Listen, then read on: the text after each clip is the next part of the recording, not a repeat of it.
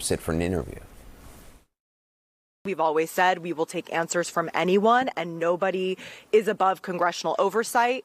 But let's be absolutely honest about something. If the Republicans want to be serious about this investigation and getting to the truth and accountability for perpetrators, then we have to look to the most powerful person in the United States and the world, which is President Donald Trump.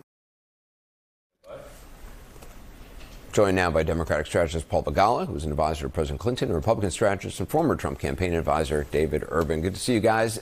David, if former President Clinton can be compelled to testify before a congressional committee, is there a reason why President Trump shouldn't be held to the same standard?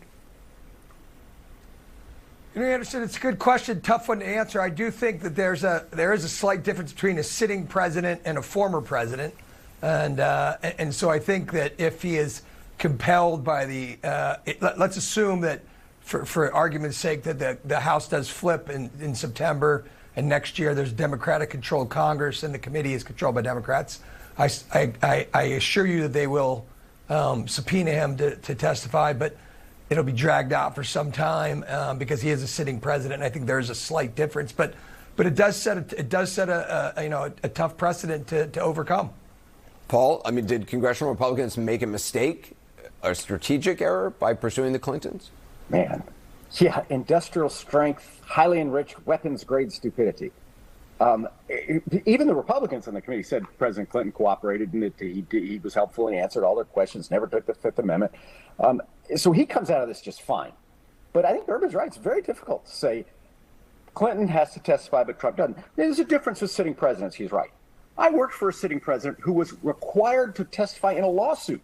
Even though the lawsuit later got dismissed and then they settled it on appeal, then he was required to testify in front of Ken Starr's grand jury. Then he was required to give blood. I was standing right outside the office. The White House medical unit took blood from the sitting president of the United States. If the sitting president can be required to give blood, then this current president ought to be required to give testimony. David, I mean, days. That's a pretty good line, Begala. Pretty good line, Begala. I think he worked on it for a little while today, maybe. Man, I was there every day. I still have PTSD. You're triggering me. Isn't that what the kids say now? I'm triggering. Yeah, Anderson, to Paul's point, if you looked at the questions that the Republicans they went in to ask former President Clinton, they were pretty narrow in scope.